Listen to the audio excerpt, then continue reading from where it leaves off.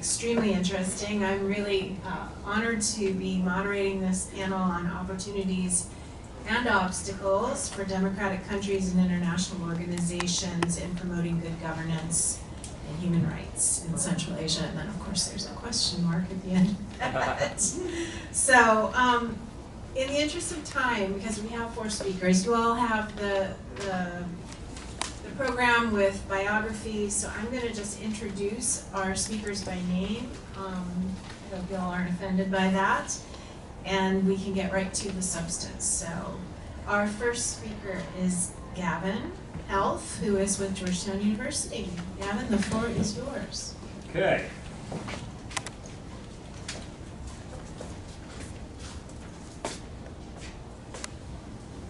You've got 10 minutes. So I have only one slide, and it has no data on it. I'm a political scientist. You can also see that I'm a Catholic at a Jesuit school, so I think in 3s, not 7. So this is really interesting. When Sebastien wanted me to speak on this panel, I realized that my sense of human rights and governance in Central Asia has been really affected over the last couple of years by things that I've observed in people that I've been working with that don't fit into the old model of, we're bringing them human rights and we're bringing them democracy. When I started doing this work in 1994, 1995 in Central Asia, everybody said, yeah, we're going to build democracy and a free market and have civil society, without really knowing what it meant. Things have changed a lot. The arc of history has been one in which what democracy and market have been able to deliver in Central Asia and the rest of the former Soviet Union has not lived up to what was promised. And other ways of looking at the world and looking at governance have appeared. So I have had this in my head for a number of years as I worked on issues like the reintegration of ISIS families from Al-Hol, from Syria and Iraq, preventing violent extremism recruitment, and finding myself working with very different kinds of partners than the partners that I worked with when I worked for the Eurasia Foundation or Counterpart on civil society development. So I've got 2 things, human rights, legitimating values, and governance models. And I want to talk about these as real Venn diagrams and try to figure out where, when we're trying to promote human rights, we can find likely allies in different kinds of movements in the region. So in terms of values, I'm going to divide this very simply, and feel free, please, to tell me I'm wrong, because this is very much me trying to sketch out what's been in the back of my head for the last decade. Western values, Western approaches, that which USAID and our partners have largely been promoting. Islamic civil society and Islamic values, which I think a few years ago, 3 or 4 years ago, I asked Sebastien and Emil Nasrudinov in Kyrgyzstan to write up a report on, which you can't find now on the USIP website, but we'll try to figure out how to make available. But the burgeoning of Islamic civil society, especially in the period during COVID, when a lot of the support, filling in a lot of the blanks in the failure of government service delivery was happening by Islamic civil society. And then finally, nationalist, traditional civil society, movements that are focused on ethno-national identity. And I wanted to figure out, with a Venn diagram, what do those look like? Western values. How do I make it go forward? Page down. Right arrow. 0, 0, nothing. What do you want? I want to move forward. You said you only had 1 slide. But it's slides. Ah. This is your slide.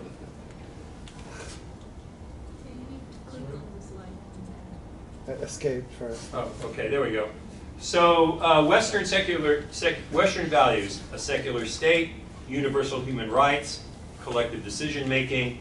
Islamic values, imported Islam, Islam that comes from outside the region, maybe Islamic governance, national, traditional, ethnic majority rights, local, we've heard this already, sort of focus on local Hanafi Islam, collective decision making. And I tried to do a little Venn diagram here. Where do some of these values intersect? Western values and traditional civil society may look at secular governance as preferable to religious governance. Environment, we talked about sort of the point at which local organizations that are focused on tradition and national rights are also interested in preserving the environment, and we might find links with that. Islamic and traditional groups might find a commonality in looking at patriarchal and family or gender roles. And then one of the things about the Islamic civil society is it's got an internationalist, globalist identity. One of the ways, for instance, that we've engaged with Islamic civil society is on Uyghur issues, where they see those as fellow travelers. And then the big question mark of what's in the middle? What do all of these share? I don't know. But what I have found, for instance, working on reintegration of ISIS families, is the best partners that we found have been Islamic women's NGOs, like in Kyrgyzstan, Mutakadim, which is able to find a way into those communities, shares our agenda on issues of women's rights and reintegration, but certainly doesn't share the same sense of like whether girls should be able to wear hijabs in school or cover up in their passports. So, finding those areas of commonality where we can work with non-traditional, non-Western NGOs.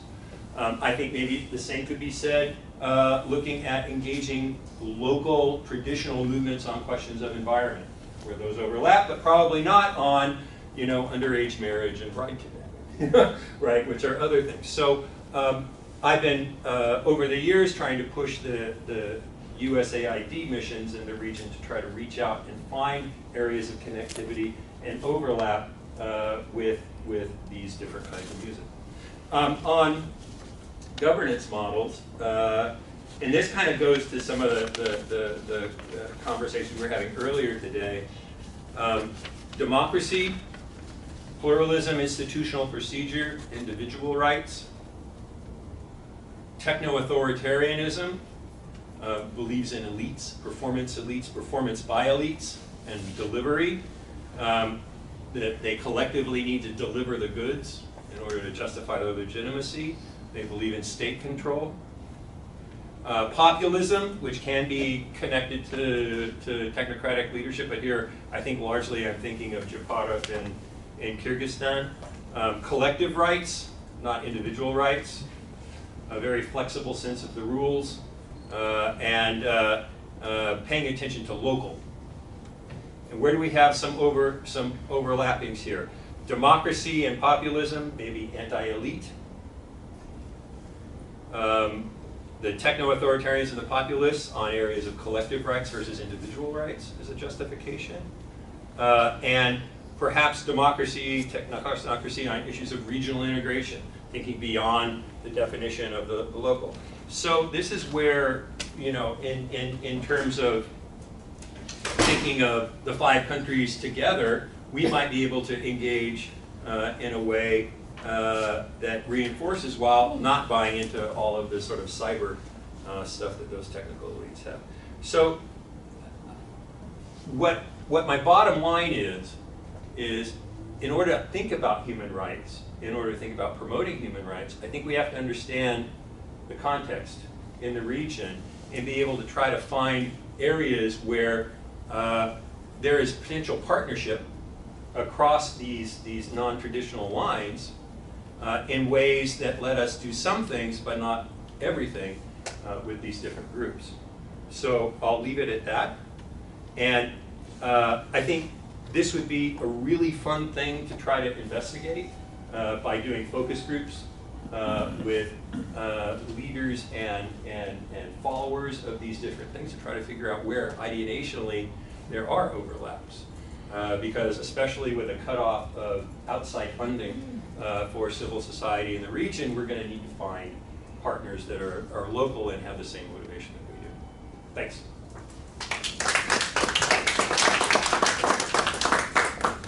Thank you so much, Gavin. Our next speaker is Abakhon Sultonnazarov, who is with the Institute for War and Peace Reporting. Thank you so much. Whichever you're more comfortable with. Individual freedom. No. You can come.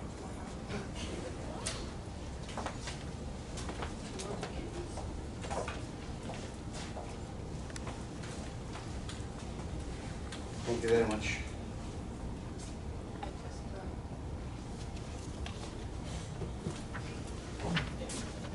Thank you very much, Dr. Peyrouse, for the invitation. Thank you very much for the opportunity to take the floor and speak with you about the critical issue, I would say, close to my heart, the state of governance and media freedom in Central Asia. I would start with the general media situation in Central Asia in the last 2-3 years. The situation with the media in Central Asia in recent years can be characterized as very difficult due to intensification of political pressure and deterioration of the economic climate. The number of media outlets in the region is declining, and some are forced to further tighten their self-censorship. International human rights and media organizations report that the situation for the media in Central Asia is problematic, and it still remains among the most dangerous for media personnel. In 2024, journalists, bloggers, and activists criticizing the authorities were detained and arrested in various countries of the region. Instruments for suppressing and dissent continue to include false criminal charges, torture, and deportation. Journalists from Kyrgyzstan and Kazakhstan who were detained for their professional activities have reported instances of torture while in custody.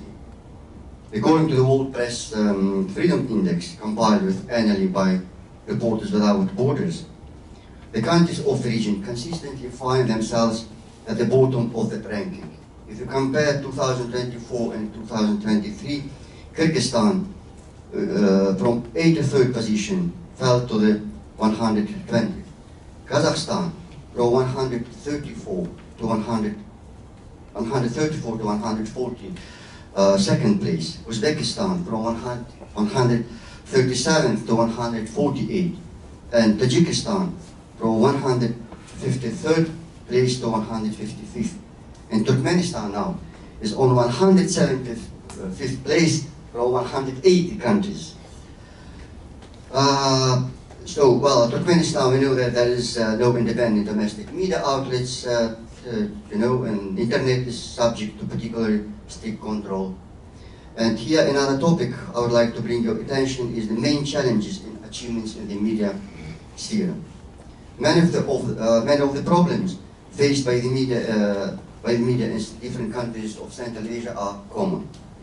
It's primarily there is the pressure from officials dissatisfied with the media content, judicial persecution, the arrest of journalists, and even criminal convictions are employed.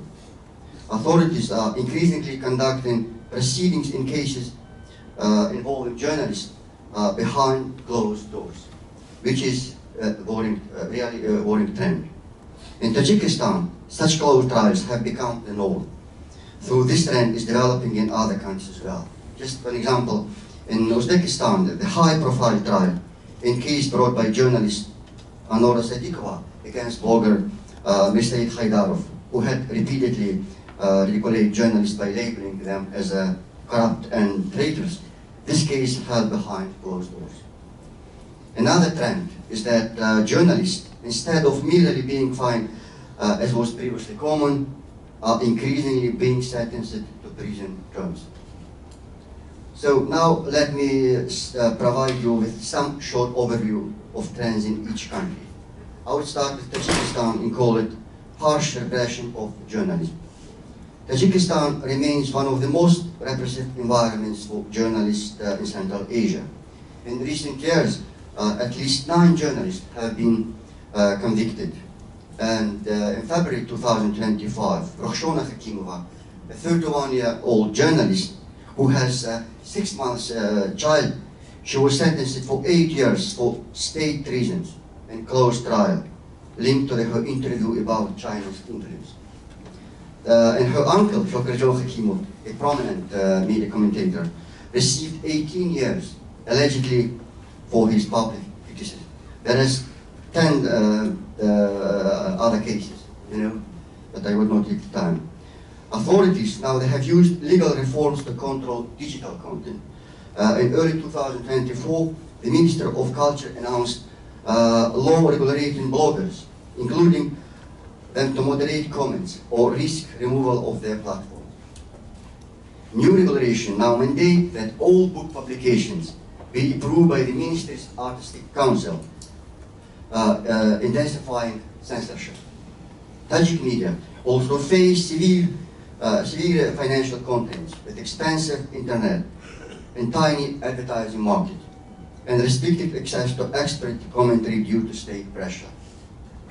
So following the imprisonment of experts like Hakimov, now many outlets, they have shifted to entertainment or educational content, while independent analysis has nearly vanished.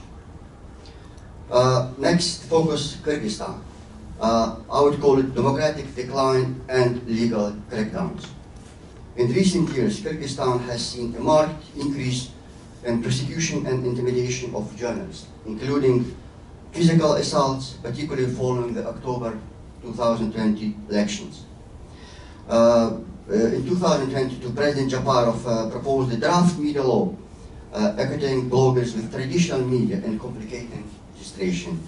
In the last 3 years, numbers of local media outlets have been banned. Just example, in August 2023, authorities sought to shut down Glob AG, one of the main independent and famous media outlets in the country. It was, closed after it exposed alleged ties between the president's relatives and new football club Barcelona's academy in Jalalabad. According to Czech media authorities in Kyrgyzstan, they used fake social media accounts to push pro-government narrative. In November 2022, one of the famous journalists in Kyrgyzstan, Volodymyrov, he was deported while he's a citizen of Kyrgyzstan. And in January 2024, 11 journalists of his team, they have been detained, accused of inciting unrest.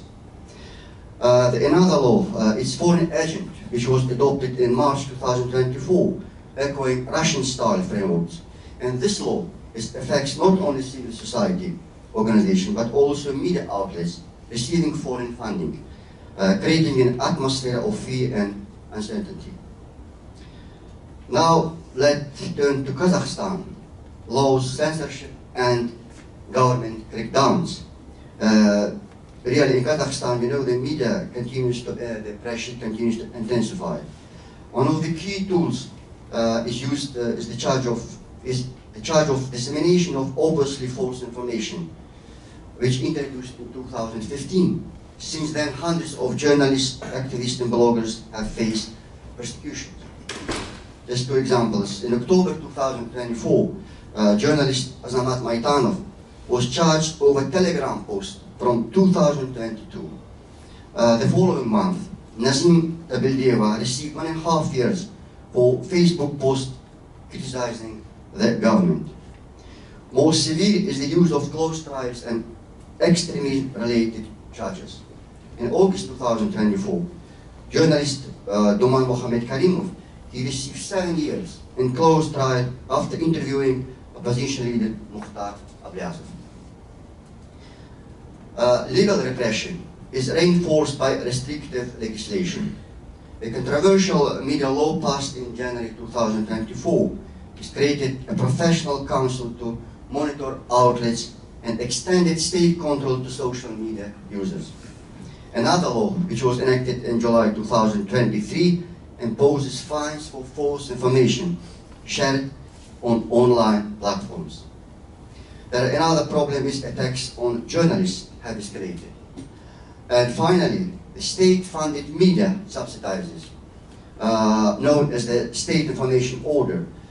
It's further compromised independence. Most outlets in Kazakhstan, now they rely on these funds, encouraging self-censorship and making them accountable to the states, not to the public. Uzbekistan, progress on paper and repression in practice. Because there is no private TV, state radio spreads propaganda, and most online content is either live news or entertainment. Only a few outlets like Ozotlik Radio C offer critical content, but they are blocked inside the country. Censorship, surveillance, and economic pressure dominate. Investigative journalism in country is absent.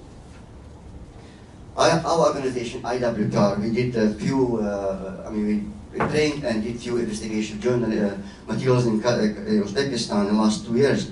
But the interesting thing is that one article was removed within hours after the security service intervened. On economic reporting, is there slight growth. It's linked to the state's investment promoting agenda, not independent inquiry. And finally, Turkmenistan. It's one of the world's most closed countries. There is, VPNs are illegal, and most of the global web is blocked. Criticism of official is banned, and those who speak out face torture or imprisonment. Journalists operate independently or from exile, but even their families are threatened. Even dissenters abroad face pressure because they feel the restless relatives of critics still in country. Another topic I think is very important is the war in Ukraine, which has had a profound impact on media freedom in Central Asia. Long tied to Russia through economic dependence, labor migration, and military presence, Central Asian states have increasingly followed Moscow's repressive model. What was once veiled is now open suppression of dissent and independent media, because leaders, they adopt one another's authoritarian practices. This shift is part of a broader regional retreat from democratic norms, compounded by poverty, social unrest, and rising radicalism. And in Central Asia now there is, I would say, official and unofficial taboo not discovering any topic related to Ukraine war. They still call it special operation, So, and meanwhile, social media debates have grown more hostile and divided, with pro-Kremlin bots amplifying Russian narratives. A large portion of the public remains deeply influenced by Russian state media. Next topic is the role of traditional media and new media, including social. Can I ask you to start to ramp up a little bit? 1 moment? You have 2 minutes. Okay. So across the Central Asia, many people the consume of information is changing. Tajikistan mostly it's TV, but if you go to Kyrgyzstan, the social network have already overtaken TV. Telegram is very popular in Kazakhstan, Uzbekistan, YouTube, TikTok in Tajikistan, but Kyrgyzstan stands out for its high engagement with online political content. And at other countries, audiences mainly follow news and entertainment.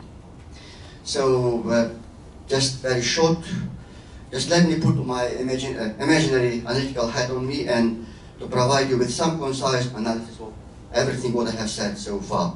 Central Asia's media landscape is marked by growing repression, digital transformation, resilient innovation. While government tighten control through laws and censorship, independent journalists in digital platforms continue to adapt. Despite a regional backslide in press freedom, signs of cross-border collaboration, youth engagement, and digital media growth offer pathways to reform. So just about the risks. I see the following risk: legal uncertainty for journalists and outlets, surveillance, website blocks, and shrinking online freedom, self-censorship due to persecution and unclear red lines, economic dependency on state subsidizes or foreign donors, and geopolitical manipulation. But as optimistic, I have still, I hope that there are some opportunities like digital empowerment, regional networks, international support, youth engagement, and independent media models. Thank you.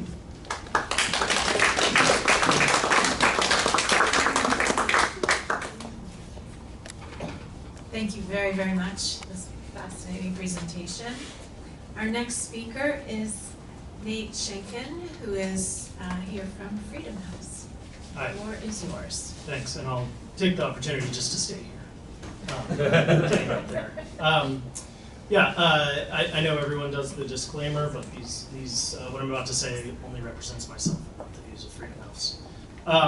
So let me talk about the dimensions of what's happened in the sphere of U.S. international assistance, talk about what remains or may continue, multilateral organizations, about what other states might or might not provide funding with a special focus on the democracy and governance sectors. So obviously no one here has an optimistic view about this, and particularly about what it's going to mean for Central Asia. I think at a minimum we're going to see a major diminution in international engagement with the region as international organizations close offices and relocate staff, and as well as even humanitarian and public health assistance is dramatically reduced. And over time, which is something we need to talk about I think more as a community, these immediate costs are going to be compounded as the US government drops its long-standing interest in better governance reforms and protection of human rights as priorities, and as we lose a pipeline and a network of knowledge generation regarding Central Asia. So let me go quickly and briefly for a DC audience, maybe not a lot of news here, but some perhaps information to add over the picture of US assistance, particularly as it concerns democracy and governance funding. So at the global level, US assistance, foreign assistance, made up about 40% of the global total of foreign aid being distributed worldwide before the terminations. So this was about $72 billion annually, give or take. Of that, about $2 billion could be described as democracy and governance funding. Now I'm going to get into some numbers that may not always quite match up because the amount of information that's been released by the administration is sometimes contradictory or is based on unofficial sources. But according to the latest global numbers that were provided to Congress and then leaked at the end of March, and as were then tabulated by the Center for Global Development, the scale of the cut in terms of terminated programs from the USG is about 38% of the dollar value. But the vast majority of what was preserved is protection, assistance, and solutions. So that's natural disasters, humanitarian stuff, macroeconomic foundations for growth, and HIV/AIDS. So that 38% preservation is not across the board. And indeed, for the areas where someone like myself has worked, where Gavin has done a lot of his work, where Abakhon has also worked under these governance and democracy categories, good governance was cut by 99+%. Rule of law and human rights is cut by 82%. Civil society is cut by 100%. Political competition and consensus building is cut by 100%. At the regional perspective, Central Asia was not a large recipient of US assistance proportionally, either proportional to its economies or relative to major recipients like those in sub-Saharan Africa in many countries, or in Haiti, or in Afghanistan. Nonetheless, the cuts are very significant, far above the average. So now I have to shift sort of into my own calculations from the leaked congressional documents, so again, apologies for any minor contradictions. But those show that in dollar value, only about 5% of all programs in Central Asia were not terminated. So $22 million out of a total of $407 million. And basically the only thing that remains is a large grant for fighting tuberculosis. At the country level, CGDev did their own calculations. They had Kyrgyzstan receiving a 78% cut from a $16 million program, Tajikistan 69% cut from a $26 million program, Turkmenistan 100% cut from a $1 million program, Kazakhstan 100% cut from a $2 million program, Uzbekistan 100% cut from a $22 million program. So again, I know there's discrepancies. I know if you went through these numbers, they wouldn't quite add up, but that's because this is not official information. Close enough. Close enough, we get the idea. Additionally, as we all know here, I think, US aid is gone. What remains will be folded into the F office within a reorganized State Department. As best as anyone can tell, although I think Gavin probably knows this better than I do, there will be a skeleton crew of staff that remains, either from USAID, perhaps from DRL, now renamed Democracy, Rights, and Religious Freedom. There are other actors. National Endowment for Democracy will probably be the most important one remaining for democracy and governance. And it is remaining for the time being. NED does have its funding unlocked for the moment, although I believe that is still at risk, not only in future appropriations, but even in their current drawdown. But NED, of course, is very small compared to this size of funding that USAID provided. In FY23, NED had 298 projects in Eurasia as a whole, about $35 million in funding. That's for the whole Eurasia region, which includes Russia. The proportion of funding out of that 35 for Central Asia was probably less than 15% of that total, based on the public information from NED. So NED will remain a lifeline for democracy-focused civil society groups in the region, but it is not going to be able to fill the gap left by USAID. And of course, NDI and our IRI are essentially in the business. The other major departure that I think is worth noting in this bigger picture as we try to think about what to do or how to respond is that Open Society Foundations essentially pulled out of the region already, prior and separate from all of these terminations.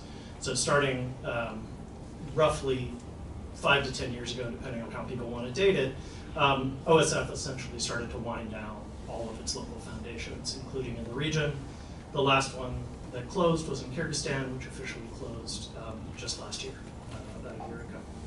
OSF's grants database, public grants database, is very difficult to review, but the only one that I can see in what they have publicly available that's still going for Central Asia is for AUCA in Bishkek. Literally nothing else that I see that's specific to Central Asia.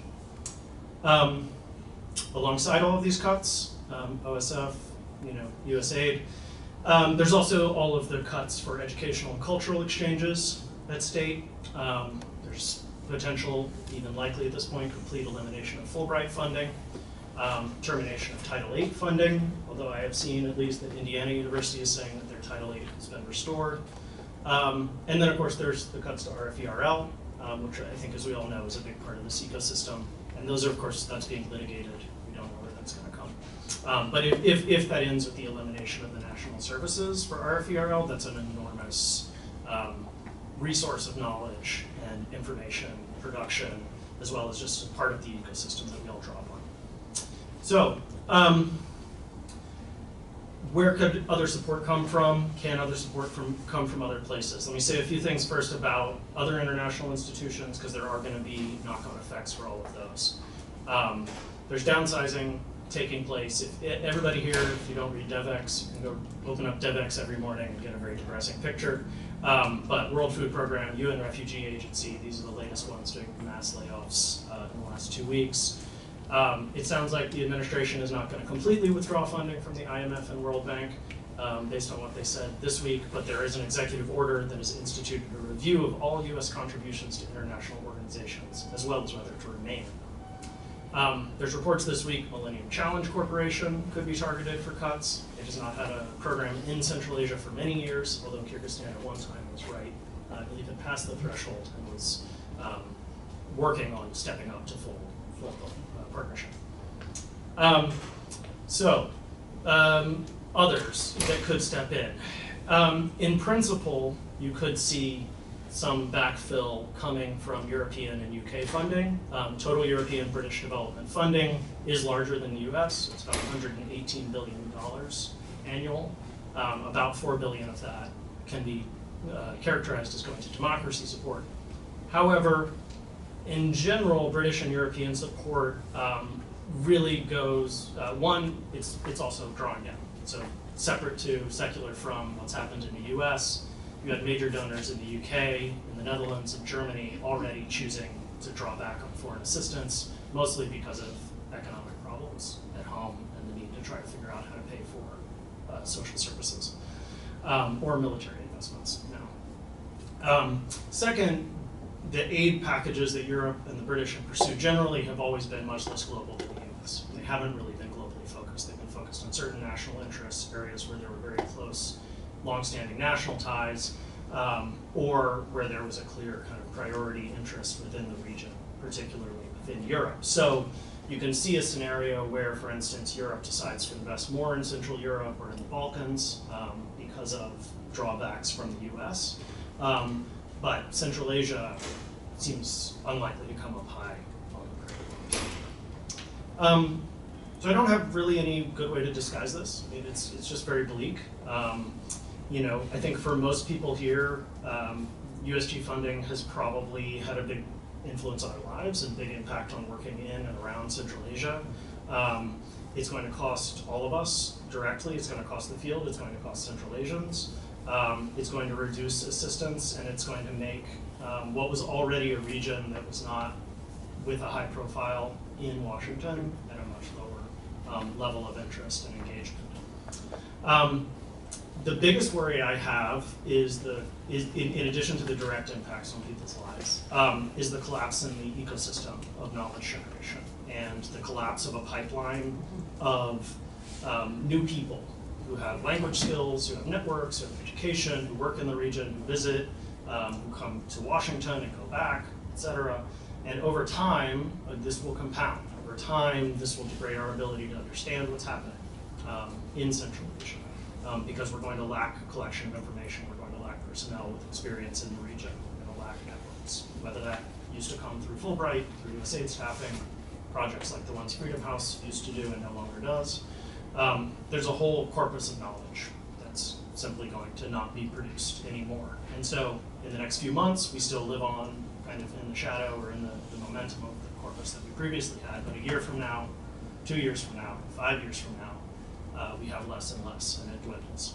And of course, there will be a shrinking of civic space that comes with that. I'm not going to prioritize or focus on that in the moment, perhaps, but that will, in turn, I think, reduce the opportunity space for people to engage in activism, to produce new media, as they see that there might be less room and less funding to do work that we would have wanted to see done. That said, I do think that Central Asians and Central Asia has not been at the center of Western attention in some sense, thank God, for 15 years at least. And for that reason, certainly what I have seen in the last 10 to 15 years is a lot of organic, local grassroots mobilization and kind of organizing around civic activism. I think some of that will continue. I don't think that will disappear. I don't think that in this regard, compared to some of the other regions, the drop-off for Central Asia is not going to be quite as sharp or as hard. I think it's going to be more of a longer-term diminution in our knowledge and a longer-term diminution in our networks. And that's perhaps something that we can think about, ways to compensate for more effectively than if it is in some of these other regions around the world, where really what we're looking at are potentially massive collapses in public health sectors or other kinds of humanitarian issues. So thank you. I'm looking forward to the conversation.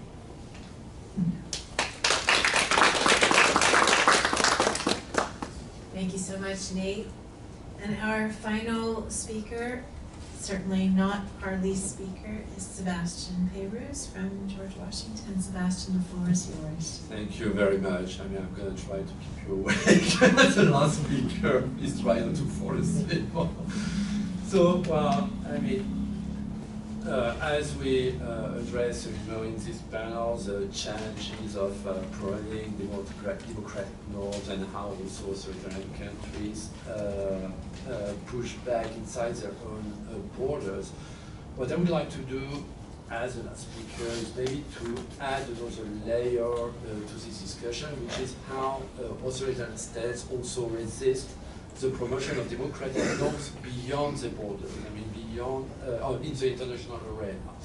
And I'm going to focus here on a specific example, which is how Central Asian authoritarian states like Kazakhstan, Uzbekistan, or Tajikistan, but not only actually Central Asian states, or there are some countries like Russia and Azerbaijan, how these countries have launched a counter-offensive within international organizations to undermine democratic and human rights standards. And to do so, one of the tools they use, one of the main tools is government organized, non-governmental organizations, so the famous GONGOs. I mean, GONGOs are not a new phenomenon, I mean, but they have really proliferated significantly over the past 2 decades. I mean, these organizations, as you know, in their own countries enjoy political, logistical, financial backing from the state. They don't face all the obstacles that other independent civil society organizations do, like, for example, registration barriers, legal harassment, or repression of their activists. Some points that I mean I need to keep short, but it's also important to note that the line also between NGOs and GONGOs can be blurry. I mean, civil society has also to be understood as entangled with the state. I mean, through complex material, personal, or organizational ties. And also, GONGOs, even though they are politically affiliated, they can still contribute to social or economic initiatives. And importantly, you know, in various authoritarian contexts, like as we see, for example, in Turkmenistan, where civil societies are extremely restricted, genuine NGO autonomy can be extremely rare or simply just do not exist. But what I want to focus on today is not just the formal ties GONGOs have to authoritarian regimes, but how they work to manufacture legitimacy for authoritarian rule. I mean, these GONGOs that mimic grassroots activism that seems independent, but which make it easier to sell regime policies as people-driven initiatives. And GONGOs are one of the tools of what scholar Christopher Walker has defined as authoritarian states' sharp power, which is a strategy designed to erode democratic institutions by targeting specific countries and organizations. So GONGOs actually managed to infiltrate many international organizations that champion human rights and democracy, such as United Nations, the Association of Southeast Asian Nations, and the Organization for Security and Cooperation in Europe, the OSCE. So I'm focusing today on a specific case, which is the OSCE meetings, and more precisely the Human Dimension Implementation Meetings, or HDIMs, that, I mean, I know several of you are attending every year. Okay, I mean, not only you. And so these meetings are held every year, you know, in Warsaw, and they are among, I would say, the few remaining spaces where independent civil society organizations, activists, can speak freely. They can raise human rights concerns. They can engage directly with diplomats without needing regime approval. And for diplomats from democratic states, I mean, there's meetings offer, I would say, rare access to ground-level information, to exchanges that are often actually more difficult to get inside authoritarian countries. And this is why these HDIMs really matter. And that's why also authoritarian governments, as we have in Central Asia, and their GONGOs really want or are trying to control them. So how do GONGOs operate as there's OSCE meetings? I will highlight, I mean, I have to go fast, but I will highlight 4 main tactics. First, GONGOs, I would say, play a central role in promoting what the British scholar and historian, and political scientist Andrew Wilson has called virtual politics. So what do is that they create the illusion of democratic processes by mimicking the forms of democracy without any real substance. So GONGOs present themselves as voices of the people, praising their government's commitments to human rights, even if repression deepens at her. Second, they actively, during all these meetings, they actively counter criticism. So when, for example, independent NGOs or democratic states raise human rights abuses, GONGOs systematically, almost systematically deny the facts. They use whataboutism, for example, to deflect attention. They rationalize or downplay human rights abuses by, for example, citing legal justifications or economic difficulties. Just to give you a quick example here, Tajikistan is known today to be one of the most repressive country for freedom of expression.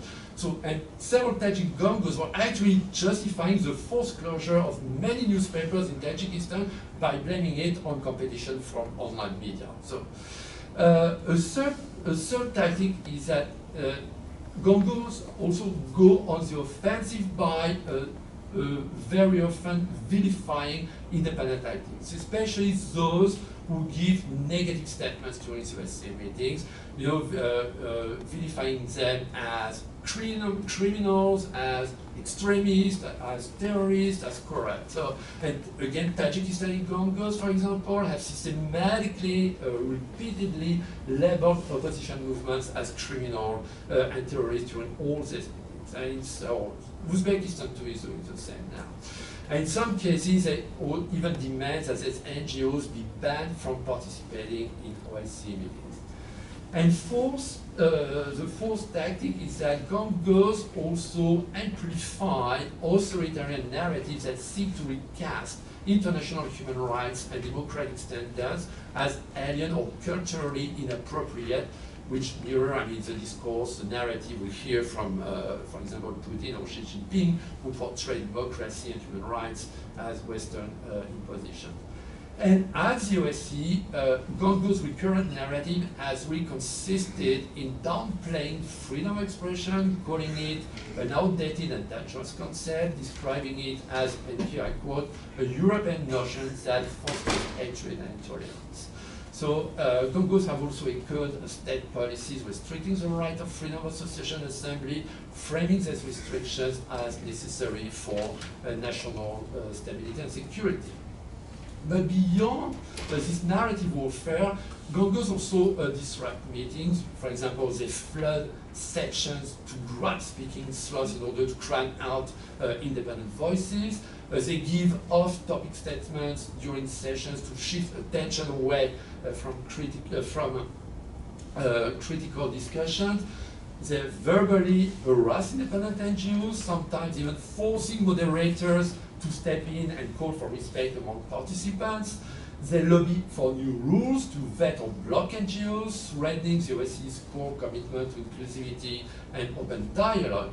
And they even engage in fraud. For example, Tajikistan has sent some people close to the government who registered under the name of a real NGO which was participating in the meeting, just to hijack its speaking time. And last year, an Uzbek GONGO even produced fake leaflets using the name and logo of an NGO, Freedom for Eurasia, to spread disinformation, generally speaking, and to spread disinformation on this NGO. So, what next? I mean, how can we expose GONGOs and protect the integrity of international relations? I mean, of course, I don't have any magic solution here.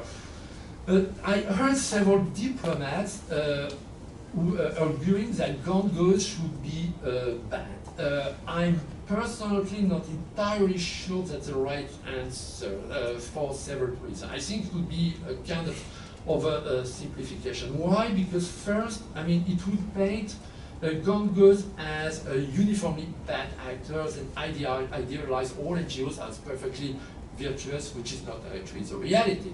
Some GONGOs are, as I said, can be really involved, for example, in development work.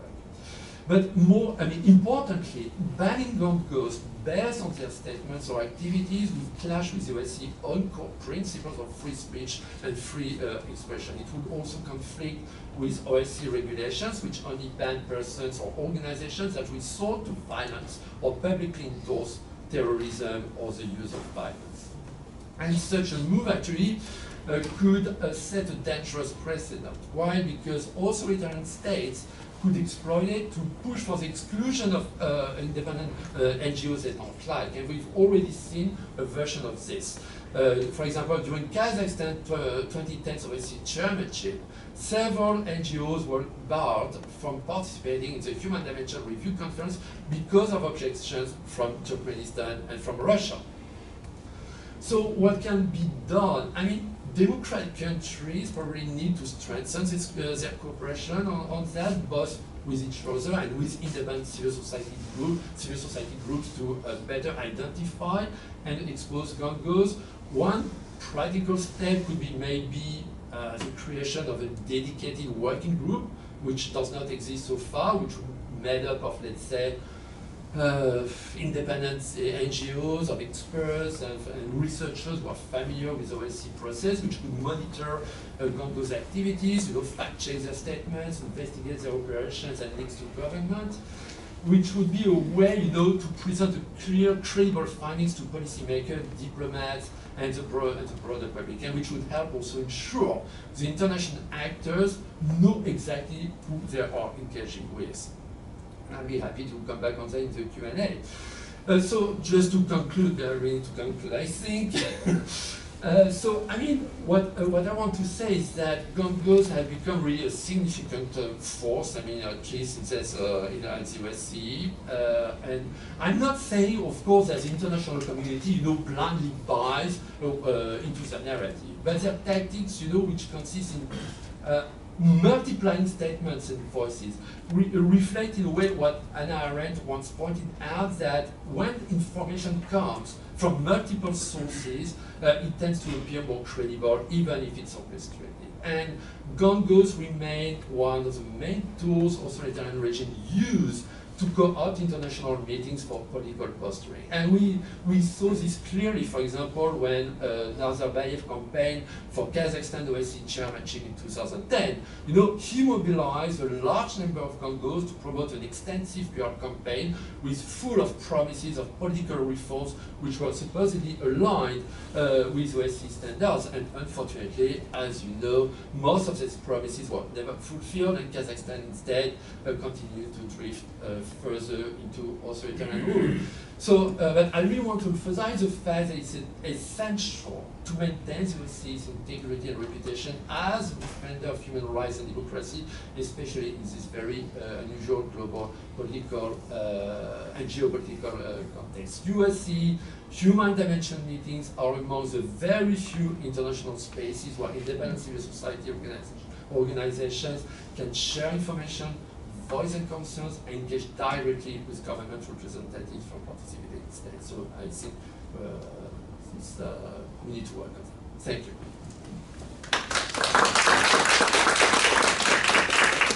Thank you very much, Sebastien. Wow, I think we've had 4 really interesting presentations, and I will open the floor to your questions. Yes, go ahead. Oh, we have lots of questions, yes. Exactly. Thank you very much for the concluding program. This has been a wonderful day, a lot to digest. I'd like to point out something that I appreciate that Nate made, and that's where we go from today.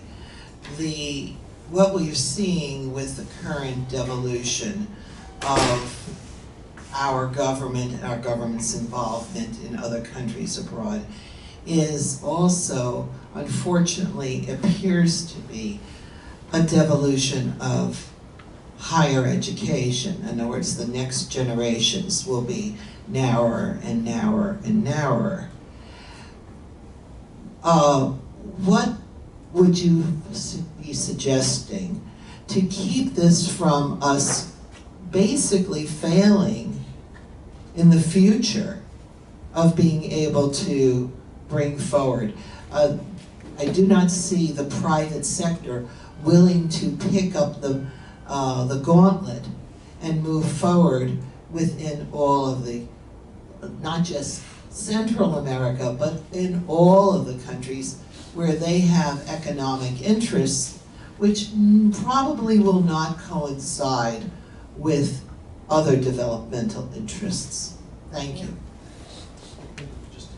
And maybe we'll take a couple of questions and then we can, over here next, please. Over. Thank you. Thank you. The question is for Sultonnazarov.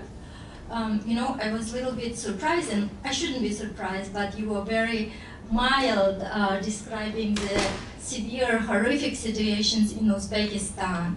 And the question for you is personal. Is it out of fear for your family in Uzbekistan, or is it out of ignorance? Because the situation in Uzbekistan is so bad. People, journalists are imprisoned. Davlet Murat Tajimuratov, the journalist, he was imprisoned for 16 years.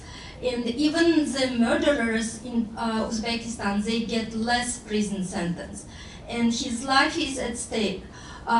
Female Karakalpak journalist, she died under suspicious circumstances. And bloggers who spoke about their respect to their Karakalpak language in their own land were beaten up severely and they were imprisoned. So my question for you is it you don't speak about these issues because you are not aware, or you are afraid, or you are helping to cover up, and you are not the first person. I'm just very curious because there is a term GONGO, but there is also should be a term for those people who are from the authoritarian countries and who do not expose the realities. You are not the first person that I see like that. Thank you for your question. We'll take one more and then we'll return for responses. Yes, please. Thank you very much. My question is to Nate from Freedom House. With the shutdown of Voice of America, RFRL, Azatik, which was the last media outlet talking the truth and more balanced news according to international standards of journalism. So now, what do you see in the nearest future of Central Asian authoritarian countries without independent media, without the freedom of expression, without any donor support, neither from Europe nor from US, local governments will be celebrating these authoritarian regimes, and so the future is really pessimistic, or we can continue collaborating this network and knowledge you've mentioned online, virtually, even if not flying here, or maybe where will this capacity go? It will not disappear, maybe through education, through online webinars, I don't know, there should be some other ways to resist and to keep these liberal values and freedom of expression, freedom of everything. Thank you. Thank you. Do you want to start? Sure, yeah, I'll start. I can talk a little bit about these two, although I think on the higher education questions, I think anyone here could probably speak about them as well as I can. I think, so RFERL, my understanding is I believe they're still litigating, but yes, I think it will go on for several more years of this eventually. The administration will get what it wants and RFERL will be put out of business. And of course, there's the broader picture of all of the different kinds of institutions that are losing funding, similar to RFERL. So it's true that that talent and that knowledge and those networks, they don't disappear, but at the same time, they also can't sustain themselves without funding. And they particularly can't sustain themselves without funding in political environments in which the media is severely repressed. I mean, RFERL has been under attack for years, as all of the national services essentially have been under attack in various forms for years in every Central Asian country. And so I don't think that we're going to see that knowledge and those networks, reconstitute themselves without the umbrella or support of US funding. I think, frankly, a lot of that talent will be lost, or it will go dissipate and move into other areas. I think we'll probably see a flowering, at least initially, of diaspora and other kinds of exile media outlets. There may be a flowering as well, perhaps in Kyrgyzstan, although even there I think it's very hard to foresee of initially, people trying to make a go of it, do what you know how to do, create a newsroom with 3 to 5 people or whatever, and see if you can run. But I don't think, I think that's very hard to see that lasting very long, not both from a repression standpoint and from a business model standpoint. Where are you going to get revenue? On the higher education question, I think that it is, to me, one of the things to prioritize with foundations or to prioritize with other kinds of donors, because I do think that the long-term consequences of the educational components, whether we look at it as higher education or as exchanges or as networks. That's the stuff where I do think, frankly, even though it's not where I've spent most of my time working, that's the stuff where the consequences will really be so irreparable 10 years from now or 20 years from now if we lose the ability just to have networks and have people learning. And so I think that's a big important area where we have to be pushing on other sources of funding, but frankly there aren't very many of them and there's nothing at the same scale. I mean, this is just, it's 40% of the funding. So it's not globally, so it's just, there's nothing like it. Yeah. Gavin, do you want to? I think one of the most catastrophic thing that's happened with our ability to understand Russia has been how much different it is now. When in 1984 I lived in Leningrad for 6 months. I was talking with Anthony, his son's going to go to Estonia to work on Russia, right? And that's been catastrophic in our ability to know what is happening in Russia and have people who are familiar with Russia. I think one of the really possibly bad disasters would be if we lost things like Peace Corps. If we lost ways for people who are younger to actually get that first experience in Central Asia, I think that's a catastrophic loss. So it's going to be smaller in scale. Whatever happens is going to be very small scale. But I would again prioritize exchanges this way and in getting younger people actually to visit the countries. If I may, oh, sorry. Thank you very much for the question. Actually, it's due to time shortage. I couldn't cover all countries. Otherwise, I mean, we can talk. I have all information related to each country profiles. Regarding your question, I'm away or not? Yes, I do, because of my work. I have difficulties to return back to the region, and especially about Karakal, Pakistan. If you go to our platform, Cover Asia, we have a lot of analytical researches, reports, investigative material related to Karakal, Pakistan, and one of our journalists has been arrested. And I have all these names, but again, it's due to time shortage. I couldn't describe everything. Otherwise, there are so many examples. Thank you, Abakhon. Sebastien, did you want to? Oh, no, I just wanted to add a very quick point. On higher education, if I may report, my what I've been doing research over this last 3 years, we have conducting some research on civil society, interviewing a lot of civil society activists in the region, and one point a lot of them were mentioning to me is to work more with the diaspora. So it's probably something where we could get much more engaged through online education. We don't have to be directly in touch with them, because we also have to be careful. We work, for example, with the Turkmen diaspora. All of them are monitored even when they're abroad. But at least we have an easier access to them. Helping them in terms of education, for example, through online education, through online platforms and so on. That was something that was asked, reported to me so many times. I don't say that it's going to be a miracle solution. I'm just trying, to find some ways to compensate what's happening right now. Do we have other questions? Yes, please. I have a small hopeful rumor that I got this afternoon. The small hopeful rumor is that 600 to 800 people are being selectively brought back to USAID. That's a very small number. And I have two questions. One for Gavin, one for Nate. Is there any possibility to ever get the three groups in your Venn diagram to agree on a definition of human rights? And then for Nate, who benefits from these aid cuts? I think the geography says a lot.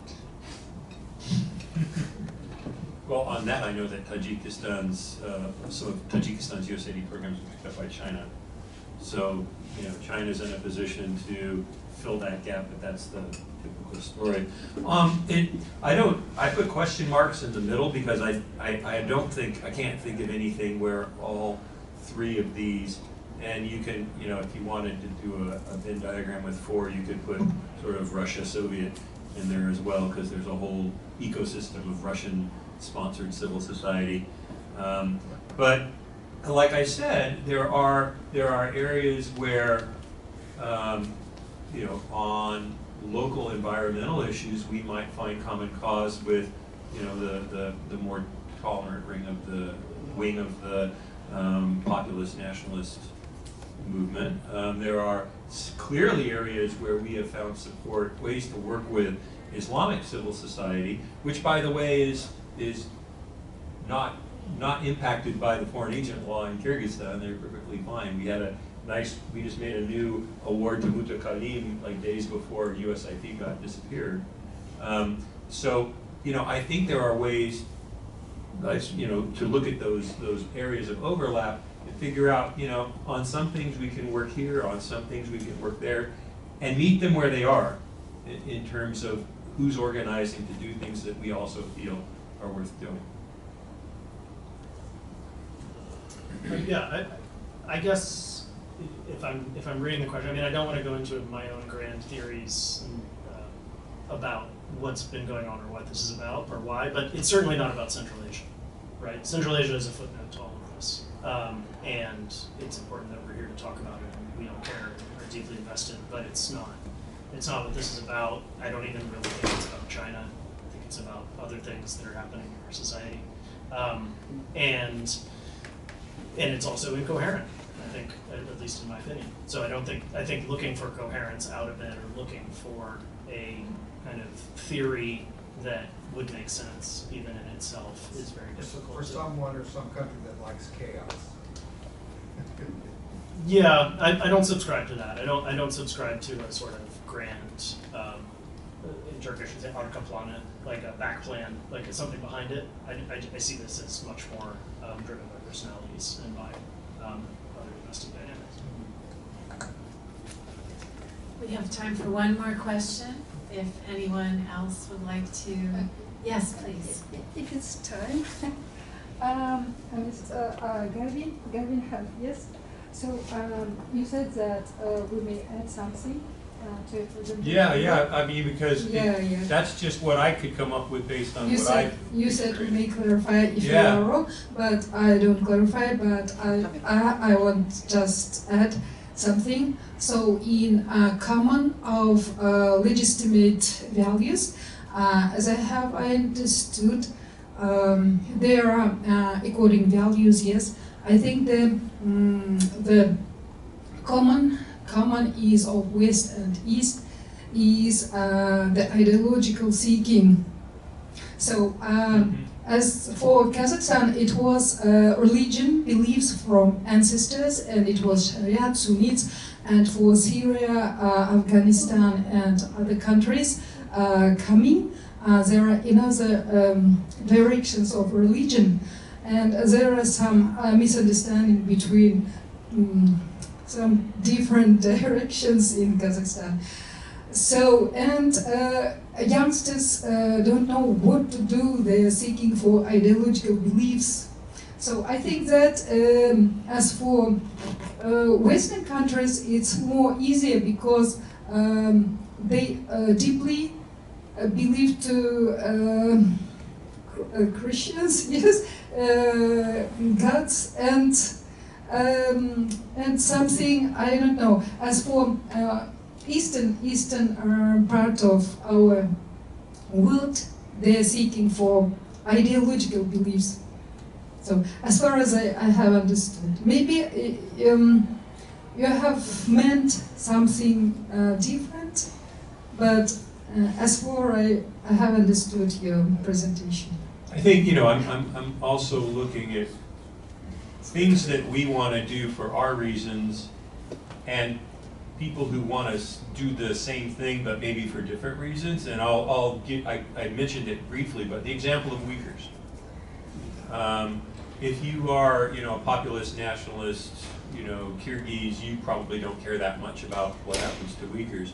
If you're a Kyrgyz who believes in a broader Islam, an Islam that is inclusive of all nationalities, you might care about the Uyghurs for reasons that are a little bit different than why you would care about that if you were an American with a sense of what human rights are supposed to be, right? So, you know, and one really interesting thing is, you know, we found that for, you know, women's Islamic organizations, one of the important things that they're trying to do is push back against traditionalists on things like bride kidnapping and underage marriage. I mean, so we find an opportunity, you know, to work with them on those issues based on their enmity towards the, you know, the traditionalists. So how can we find areas where we can overlap, where we can, you know, do more than just come in with a lot of funding, which we don't really have anymore. And a question, why have you taken separately Uyghur Islams? What was it? Uyghur. You have written Uyghurs, yes? Uyghurs Islam, I remember. Uyghurs. Uyghurs. Yes, yeah. International Uyghurs, yes. As a separate issue. I think it's just Separate, Okay. separate part. On your slide, you had Uyghur. I just put them in because it's an area where we've, you know, the Uyghur issue in Central Asia is really interesting, right? I've seen, for instance, a lot more agitation about Gaza or Rohingya than I have about Uyghurs, who are right next door.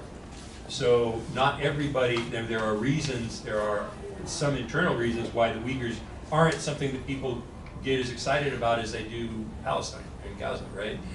So where we found, where we find support, it's interesting because it's for a motivation that's different than we would pick. Yeah, thank you. I have understood. You have meant in political side, but I mean there's a moral values as Yeah. with values.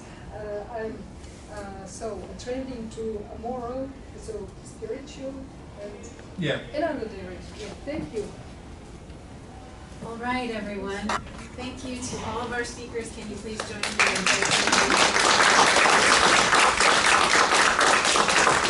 thanks to all of you for staying until the end of the day. Thank you also.